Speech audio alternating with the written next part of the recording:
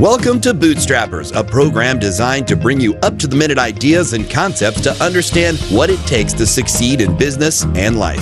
Each week, we'll bring you guests and ideas you can't find anywhere else. Bootstrappers is a production of Anequim, LLC. Now strap on those business boots and join Bootstrappers with Jeremy and Gwen Aspen. Welcome to this episode of Bootstrappers. I am your host, Gwen Aspen, president at Anequim. And Bootstrappers, if you haven't listened to our podcast, radio show, or vlog before, is a show dedicated to meeting and asking questions to the best and brightest in business and kind of figuring out what kind of tips and tricks they can give us in the property management industry.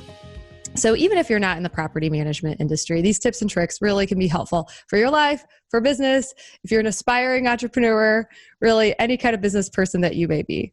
So let's get hungry, break things, and strap on those business boots. Today, I'm so happy to introduce you to my dear friend, college friend, actually, Sara Stupak, who is a director at Redwood Interiors. She's based out of Hong Kong. And if you're not familiar with Redwood Interiors, it's a contractor that provides high quality interiors and facade solutions to the world's premier luxury retailers. Sara has been doing things internationally in construction for as long as I have known her, and has lived in China, England, Argentina, and the United States. And being that she's worked with people from all over the world for her whole career, about working with different cultures. And I know that's a big fear factor for a lot of small and medium-sized businesses who've never worked internationally before. But given that we're doing so much more over Zoom, virtual assistants, or as I like to call them, remote professionals, are becoming a huge thing in small and medium-sized businesses. And also people are buying softwares from all over the world.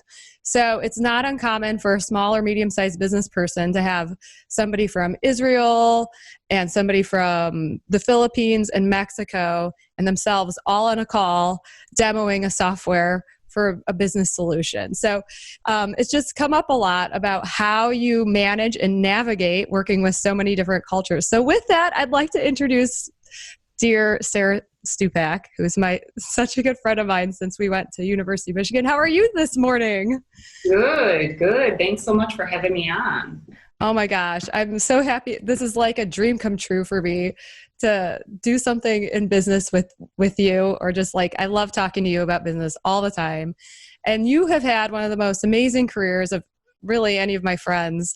And so can you walk us back to your career path since college, about what you've done and how you decided what to do next? Yeah. So I graduated from Michigan with you, and I just had an opportunity for an internship in China, actually teaching English for a few months. And I just jumped on it because I just wasn't ready to kind of live in the rat race in the US. I wasn't ready to buy a car and think about buying a house and feel like, oh my gosh, I have to do all this stuff. So I said, okay, I know nothing about China. I have no idea what it's going to be like. I never really studied that much about China. I don't speak Chinese, but okay.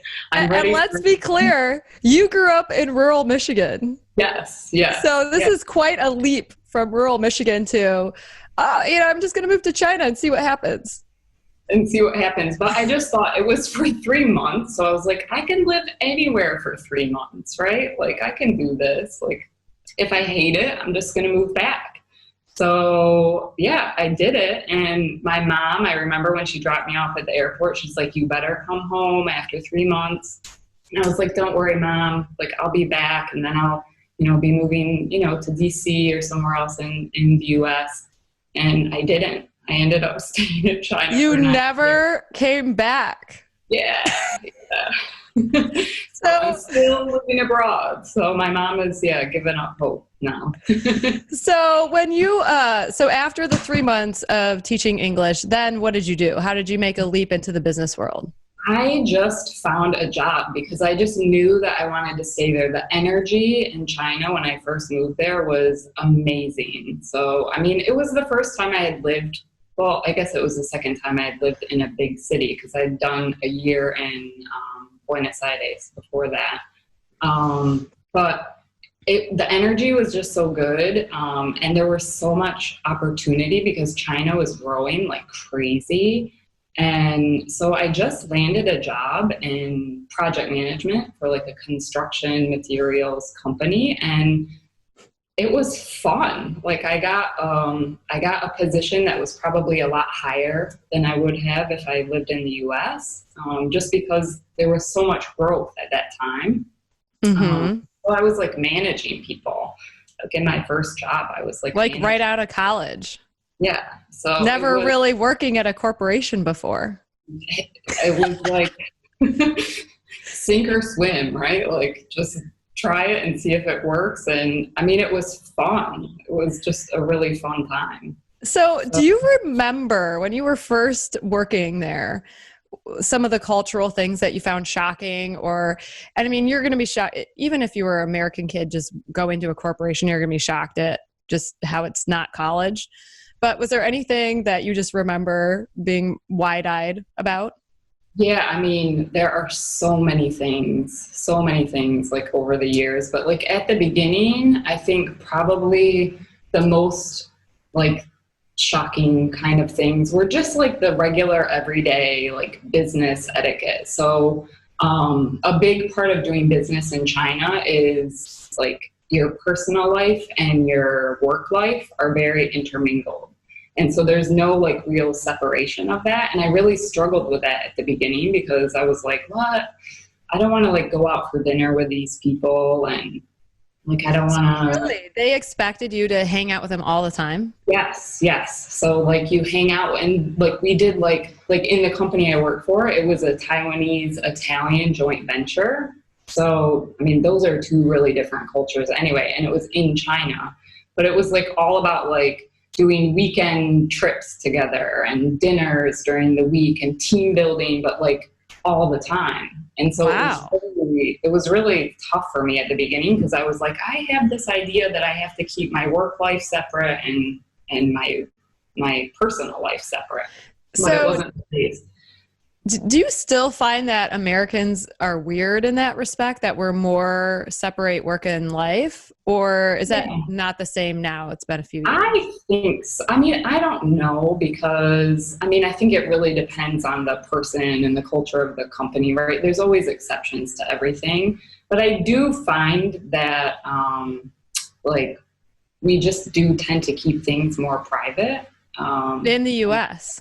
In the U.S., yeah, I find interesting. You know, even working with Americans now, like I'm more prone to open up and share something about my personal life than they would, right? And so sometimes it's kind of like, oh, that's kind of strange.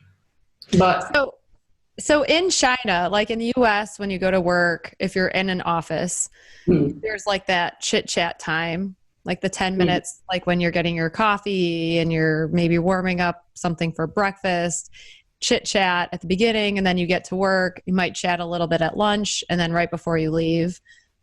Is that similar with the cultures you've worked in? So, and I would like to broaden it not just to Chinese culture, but you've worked literally in all these multinational companies before. So has that varied at all?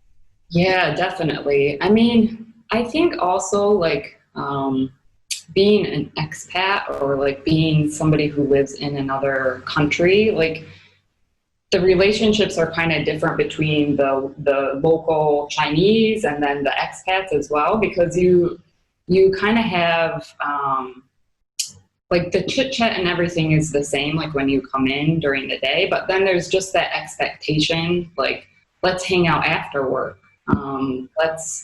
Let's go for a beer, let's go for dinner, because people don't have like the expats or the immigrants that are working in another country, they don't have family, they don't have other obligations. So it's kind of like, okay, I have time, so why don't I just go out and hang out with the other people who are in a similar situation as me? But do you think that the local Chinese people, do you think they feel like it's hard for them because they feel like they have to entertain you? The culture for that is really, like, at the beginning, I found it, well, and I mean, I guess that's a good question, because the Asian culture kind of in general is very hospitable, and they really take care of people, and it's all about like serving others. Like the culture in that respect is so nice. Like they'll come and like pick you up from the airport, and then they'll take you to the hotel, and like they like check in on you all the time. Like if you're traveling somewhere, it's really, really nice. But sometimes it can be a little bit much, because sometimes you're like, I just want to have my own space. Like I need to breathe.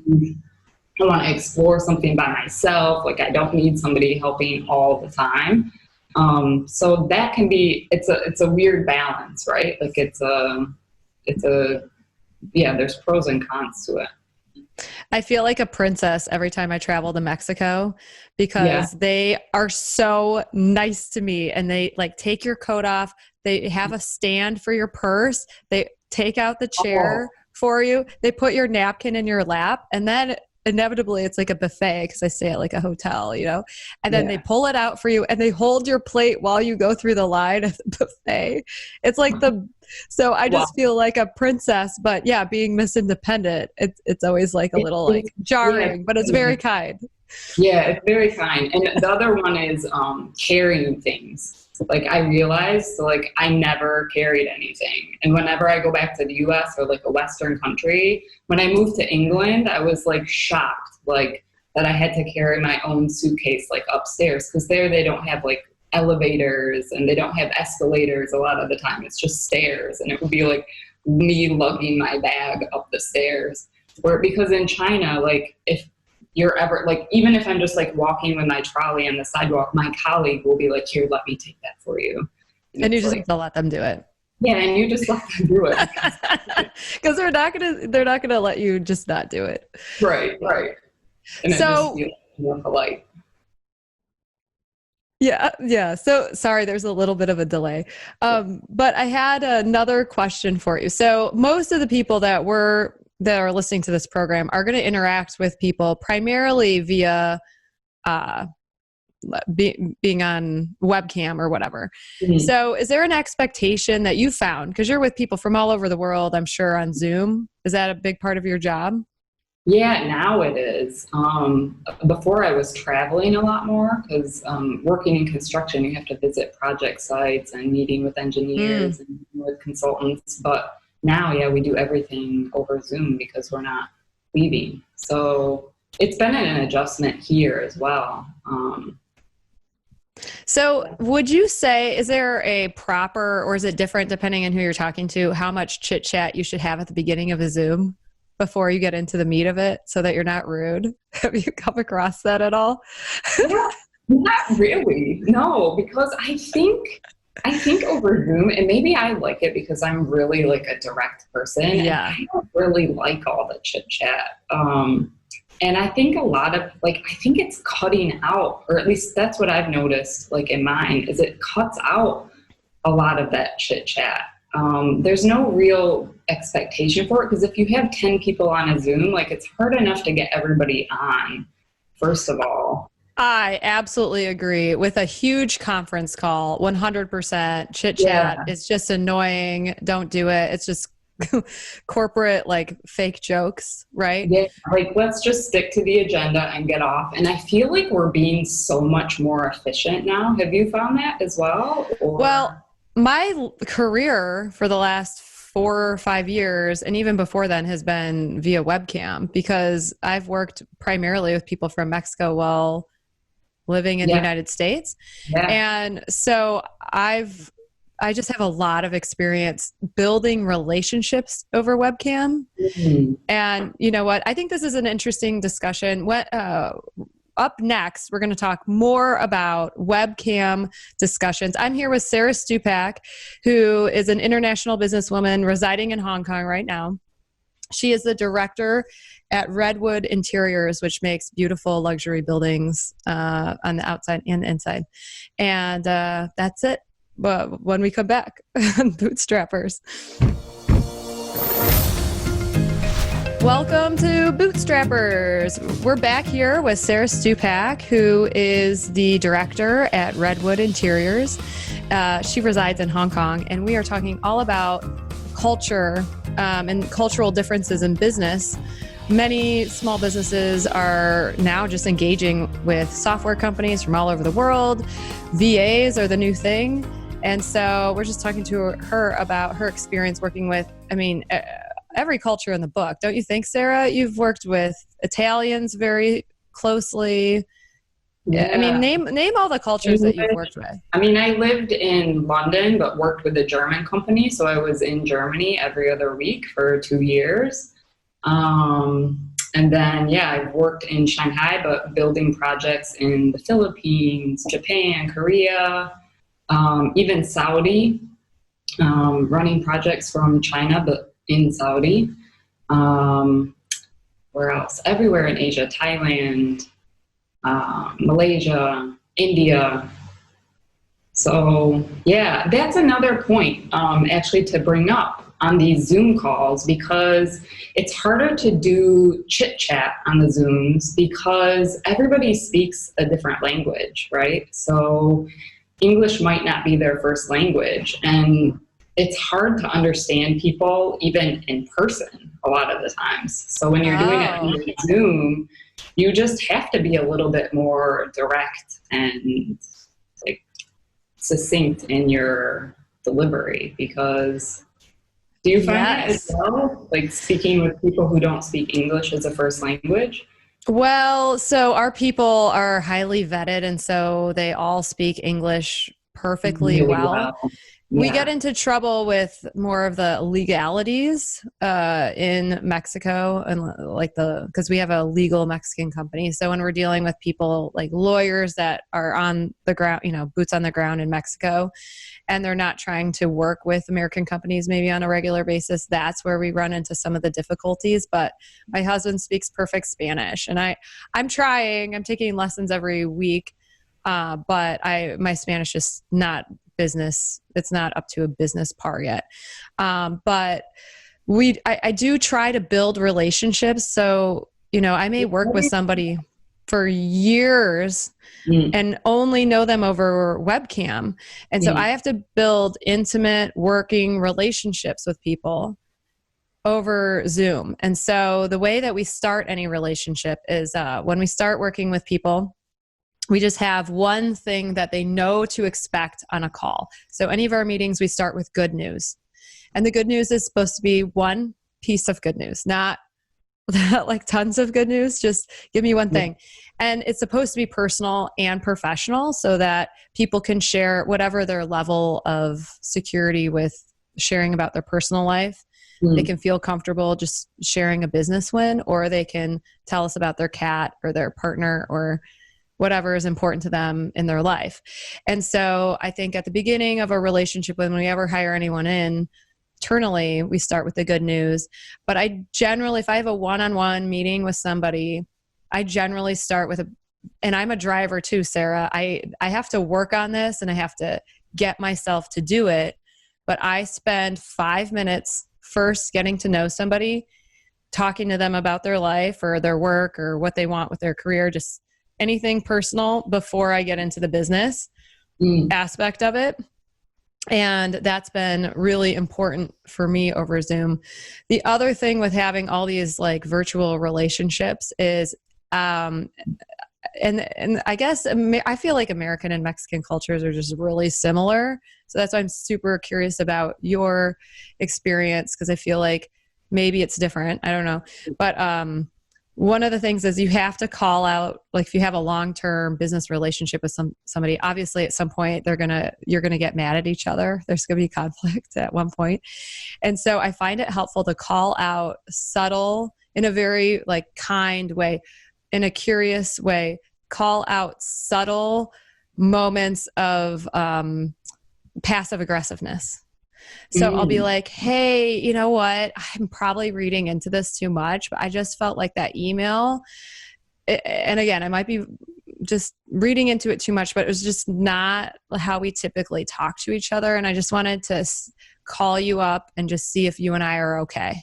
Did I do something that, just rubbed you the wrong way earlier? I just want to address it because I care about our relationship. And then when you address the little stuff, it doesn't build up into the big stuff. And I feel like you have to do that more often when you are remote, because you don't have those little moments in an office where someone says something that kind of hurts, like by the water cooler, and you're like, ouch. And then later they're like, I bought you Cheez-Its at the gas station. I know you like them. And it's like, fine. You don't have the recovery mechanisms that you would have in an office. You also don't smell someone's gross sandwich, like peanut, tuna sandwich every single day too. So it goes both ways. Yeah. So that's a really good tip. I like that. And building new relationships, I think that's so important. That's so important. I mean, I think I've been a little bit luckier because most of my relationships, and I was saying that we're so lucky that this COVID happened at this point in our career, or at least for me, because I already have a lot of those relationships built. Like, I spent all those times at the water cooler and going out for dinners. And in China, a big thing is, like, you don't do business with somebody until you get drunk with them, because you see what they're like when they're drunk. Like, so wait. We have to talk about this more. Okay. We have to talk about this more. So, like, you're interviewing with somebody, and part of the interview process is to get drunk.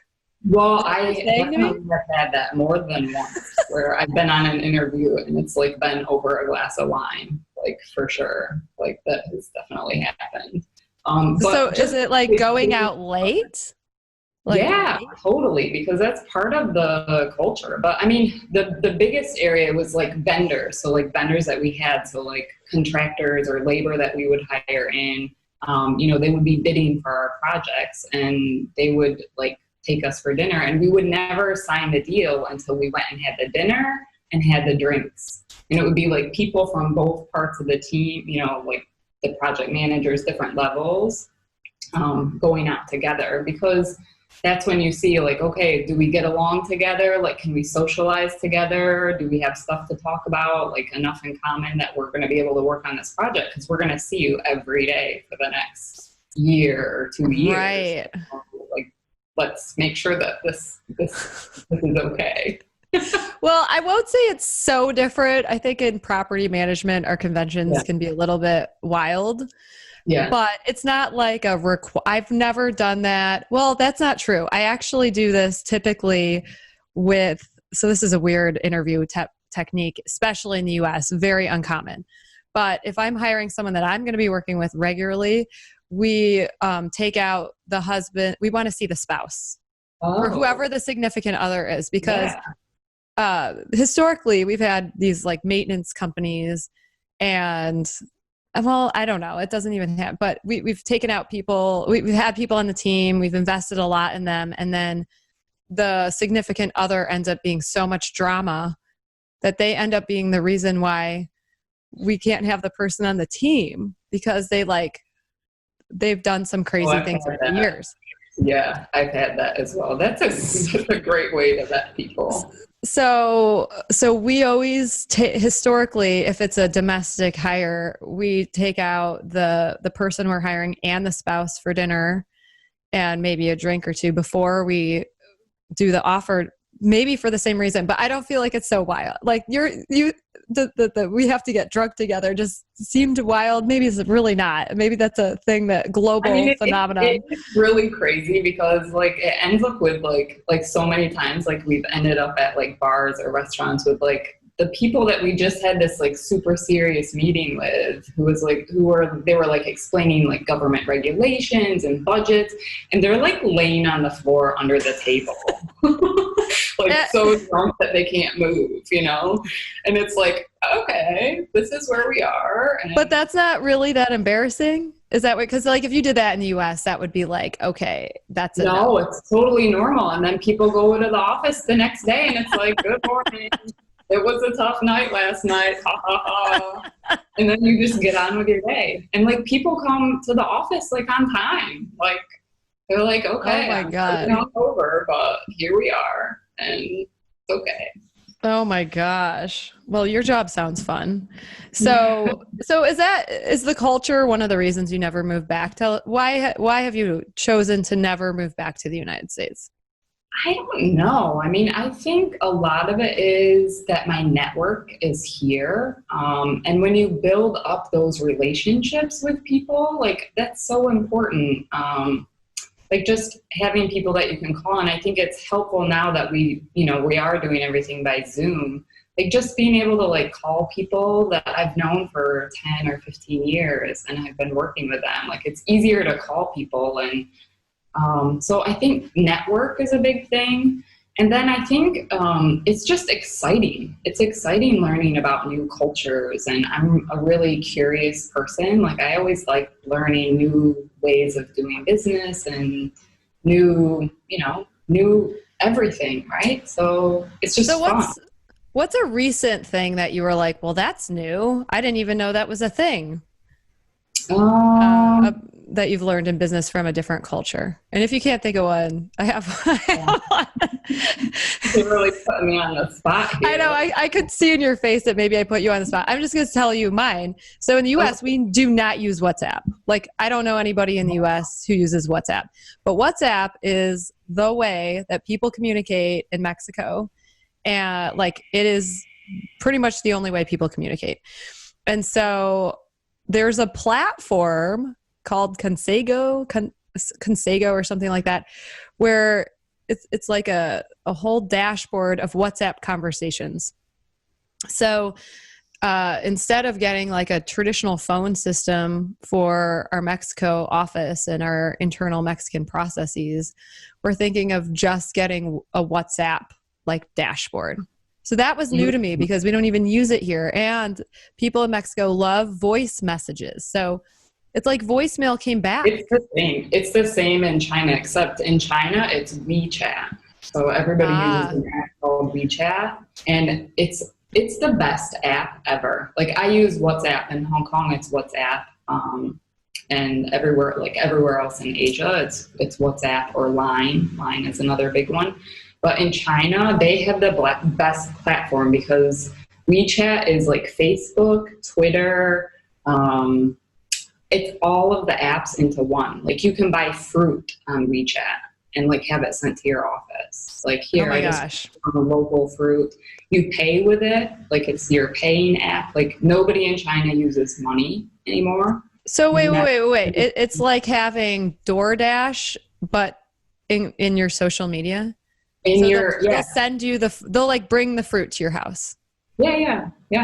They bring it. And it's all in your social media app. Anything delivered. So there's like a shopping platform in there, right? Cool. And it's like everything all in one app. It's amazing.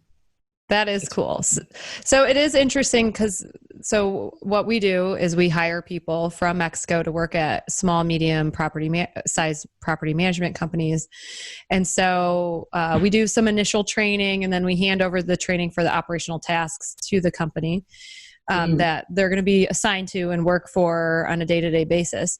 And so we're always telling our clients like, okay, download WhatsApp. This is how you're going to, if someone loses electricity or internet service, you need this other app because that's how you're going to connect with them.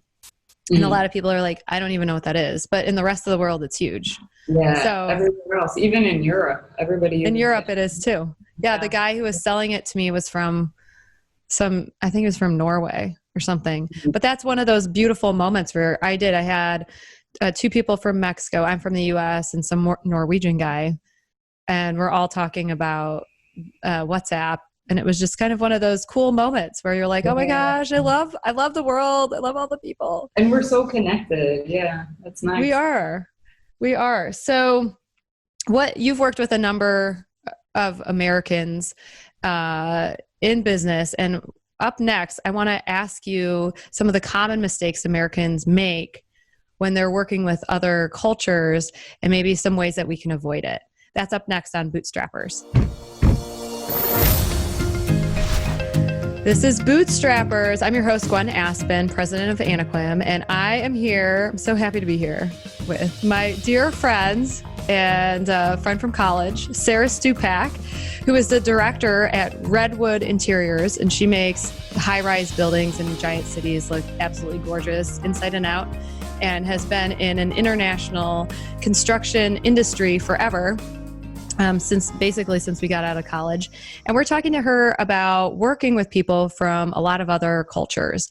So what I want to get into is common mistakes that Sara sees Americans make when they're dealing with people from other countries. Because the worst thing for anybody, maybe not the worst, but one of the things is embarrassment. So we all want to avoid embarrassment, and we all want to be good people. We all want to be nice to people, and we're just worried that we're going to inadvertently offend somebody or do something wrong. So can you just shed light on how Americans screw it up and ways that we can overcome it? One of the things that's probably more relevant right in this time is I have a lot of American clients, and they seem to be like super focused on their own schedules. And so anytime there's like a conference call that has to be done, that's a global conference call, like maybe you have people in Europe, you have people in Asia, and it's always notoriously done on the American schedule. Because they're like, okay, this is my schedule, this is when we can do it. So in Asia, we always end up having like really late calls. So it's something just to be like considerate about. Yes. Like, maybe switching the call sometimes, because everybody always says, oh, it's with the Americans, so we always have to do it on their schedule. Like everybody in every company that like my friends and everybody, they all say such good information. Kind of considerate. Yeah. I've been guilty of that. Well, I think I was working with a girl from Israel. And I was aware, and I would tell her, I was like, look, seriously, I feel so bad, but I didn't press enough. I wasn't like, no, really, we're doing it on your schedule. I was like, oh, so sorry, it's 10 p.m. your time anyway. So now I feel bad about that. I get it, right? I get it. But it's like at the same time, like just maybe try to be conscious, and every other call you can switch, or, Yeah. Oh, no, that's a really good tip. What else do you have? Like, what other things do Americans do that we may seem inconsiderate?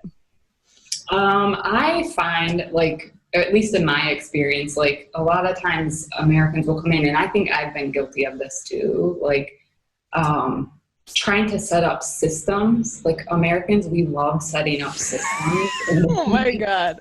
I totally really do this. Complicated, where sometimes it like doesn't need to be that complicated. And so everybody else is like, oh my God, we have to sit and listen to this. There's a presentation for everything. So introduction to the company, presentation.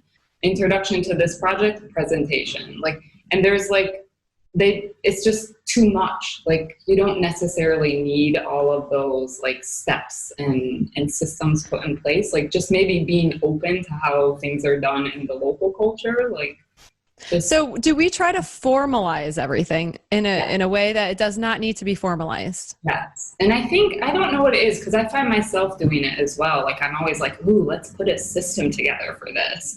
And then it's like more complicated to put the system together and like train people how to use it than if we just kind of went with it and let people do it the way that they've been doing it. And it's actually been okay. That is really funny, because I'm a systems psycho, and I'm like, did you put it in the process? Did you write it down in the process? Is the process pretty? Let me see your process. I'm totally guilty of that. I know you're probably right, and I'm so not going to change. I know. I love my systems. But that's really that is one thing. Okay, so this is a tangent, but anyone listening, I found this new tool that I'm obsessed with. It's called Powtoons. And if you use Powtoons instead of PowerPoint, game changer. It makes your PowerPoint into a cartoon.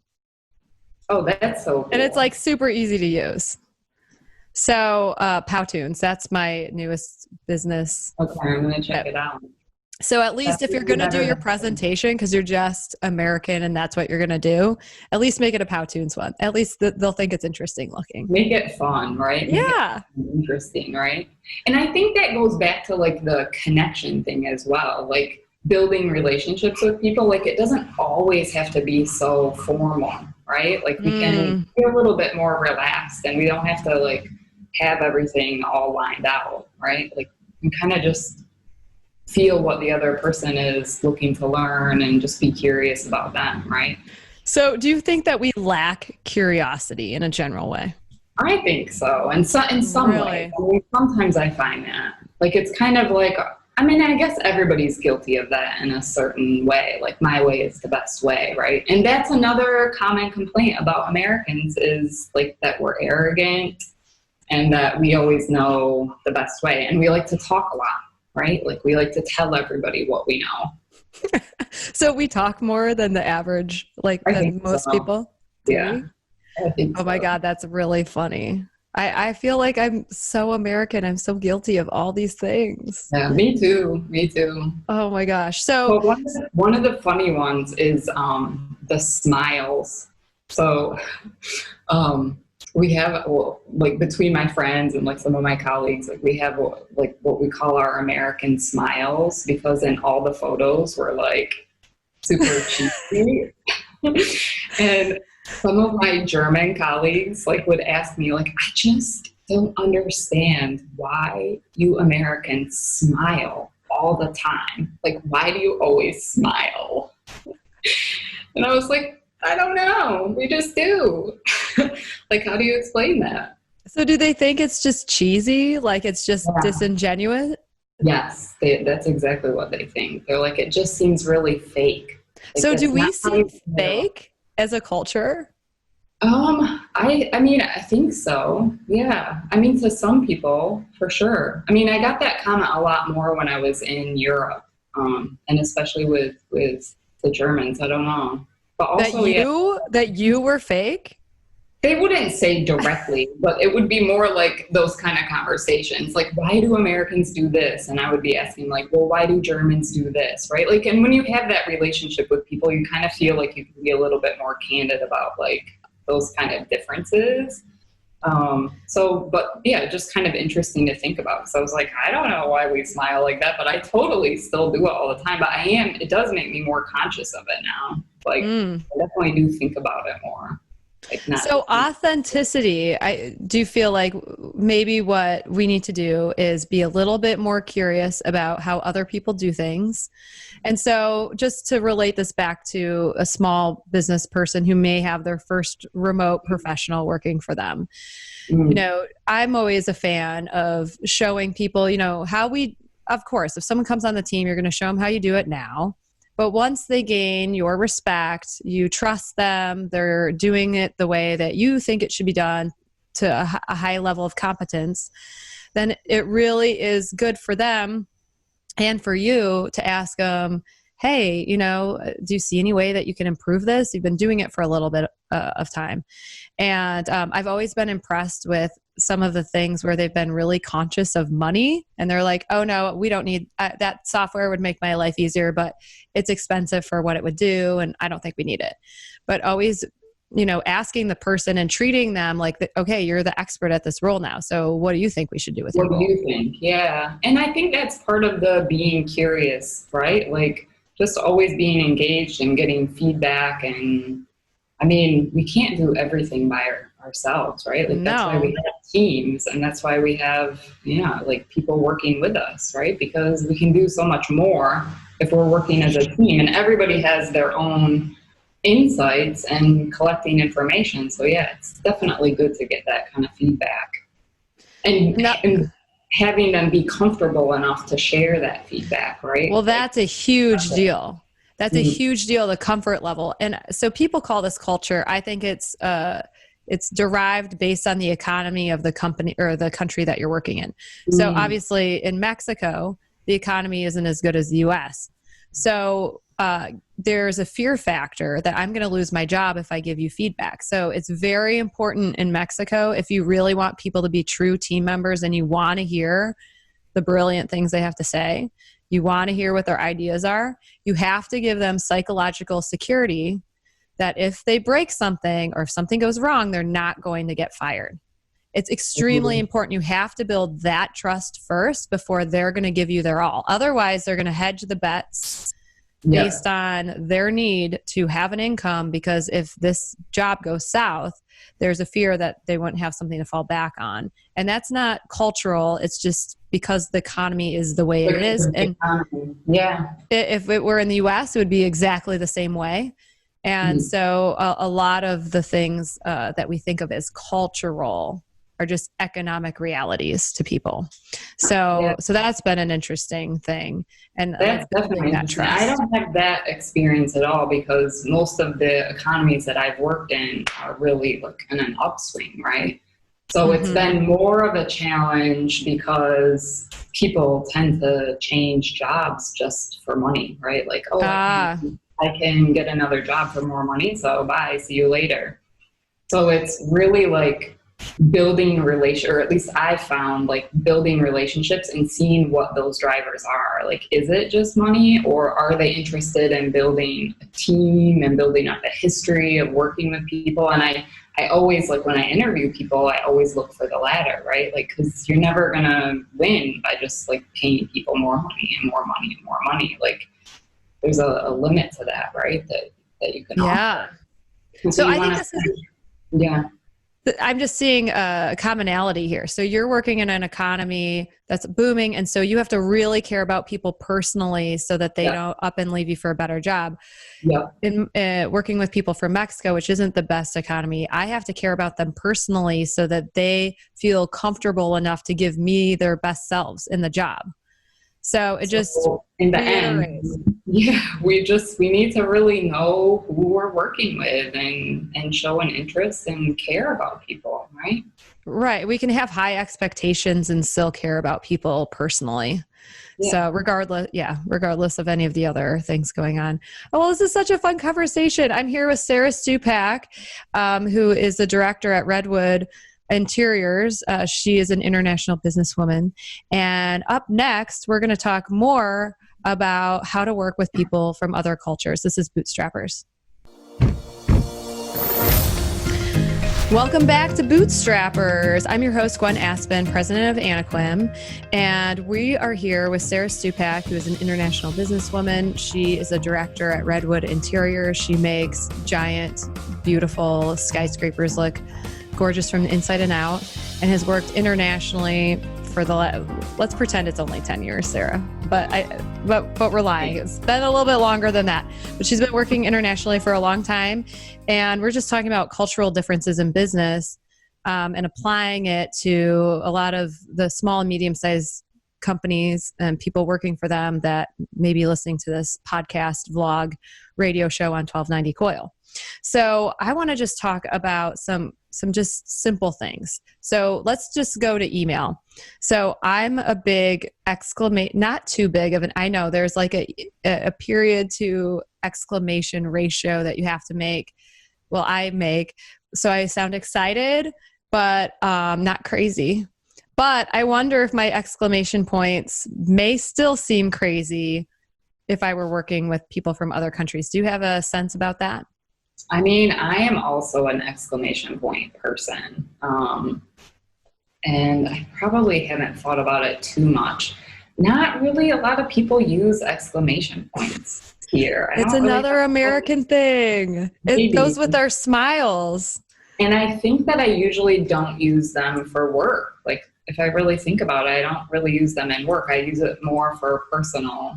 But at work, it's like I just switch and I'm like, okay, no exclamation point. Oh, so you do it for American audience, like with your family and friends from the United States? Yeah. Oh, interesting. So do you think that I would seem crazy to people, or they just are I think that honestly, when you work with so many different cultures, like when you have people from 3 or 4 different nationalities, you just kind of learn not to read too much into that stuff, because you're like, well, they're from a different culture. So you let a lot of things go. You let a lot of things go because you realize, and maybe that also comes with experience, because maybe when I was younger, I would read more into it.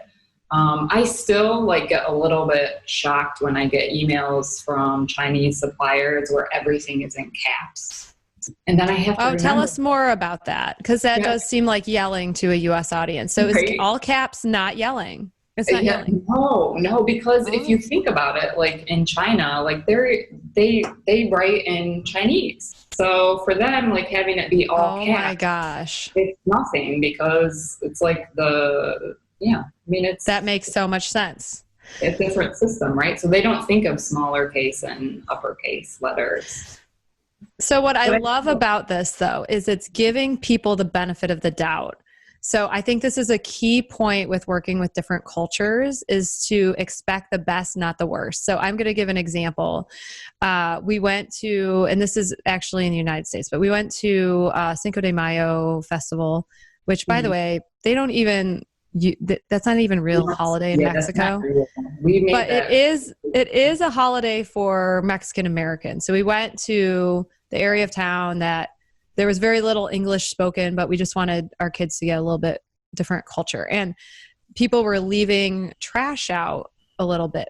And my kids noticed, and they were like, why is there trash everywhere? And the reason is to give people jobs. So you want somebody has to pick it up. And so it's nice because it was giving people jobs. A job to do. So I think it's important to give people the benefit of the doubt when you're working with different cultures, and just assume that there's a reason for why they're doing it, as opposed to seeing it in a negative light. And I actually coach on this a lot at work, and it almost doesn't have anything to do with cultures, but because webcam it's so much more difficult to build relationships. I've seen a lot of relationships go south over really silly things. And so I bring up the 3 most common reasons for conflict at work that I think there are. One is misunderstanding, a clear misunderstanding, like the caps. Oh, they're yelling at me. No, they're not. They just don't understand your alphabetic system. Like, chill out. Total misunderstanding. The second one is a misalignment of priorities. So you're either prioritizing speed versus quality, or do this task over that task, and it's just not clear what the expectation is. And so you've got to get in alignment on that. And then the third reason is not being situationally aware. So for instance, if I come from HP, and when I got onboarded at like some giant company, HR did everything for me. And there was kind of an expectation that HR is going to do everything for you. But then you come to a really flat organizational company, and then you treat the HR lady like she works for you. It doesn't go over well. So, but that's not that person is a jerk. It's just that they didn't have the situational awareness. But the human brain always wants to say the person's a jerk first. It takes an extra level to be like, they're not a jerk. I'm almost certain they're not a jerk. It's just, I'm not understanding this. I'm not getting what I'm not picking up what they're putting down. Right. So I see that in work a lot, not just cross-culturally, or in other instances where I really have to learn to give people the benefit of the doubt. Sorry, that was like a lot. Yeah, no, but that makes sense. And it reminds me of 2 things. So the first one is, like empathy, like just having empathy for people, because people have a bad day and maybe they just come off like it comes off a little funny, or it's not their first language. So like they might say things like a little weird. Like that's one thing I always notice I had a French client, and this woman you would like explain something to her, and she would always say, but of course. And I would take that like, I'm just trying to explain something to you. You don't have to like pretend like you already know and blah, blah. Like I was taking it like that, but then I realized like, that's just a common phrase in French. Like that's just like saying, okay. Yeah. Oh, that's really interesting. Yeah, well, so just like not getting triggered by that phrase. And it took me like a while to be like, oh, okay, she doesn't mean it in a negative way, right? Like you just have to kind of let it go. Well, I had that experience learning Spanish. I was thinking I was saying dog tail because I was talking about my dog to some little kids, and I was saying butthole. in Spanish. They were like, oh my God, who is this insane blonde lady? And she's clearly crazy. And I was like talking about my dog and like the most inappropriate conversation. And yeah, it was terribly embarrassing. They were just like, I don't know what. And it happened like 2 days ago. So yeah. Well, Sarah, go ahead. What were you going to say? So I just wanted to say one more thing. One more recommendation I could give is I just read Malcolm Gladwell's Talking to Strangers. Have you read that? No. That, please. It's so good. And it's about like how people's reactions, like how we analyze people's reactions who are strangers. So that would be a really good thing to like read. But as an audiobook, it's also really good because he puts music and like real life interviews in there as well. Oh, wonderful. Well, thanks for the book recommendation. You know, I'm always up for those. So Talking to Strangers by Malcolm Gladwell. Yep. Cool. Well, thank you, Sarah. It's such a pleasure to have you on the show. It's so much fun. I love talking to you as always. And we just really appreciate you coming on Bootstrappers. So with that, stay hungry, break things, and strap on those business boots. This is Bootstrappers. This has been Bootstrappers, a unique presentation designed to help you better understand what makes the world turn. Contact Gwen or Jeremy Aspin at hosts@bootstrapper.club. Join us next time on News Talk 1290 KOIL, at our website, or download the podcast.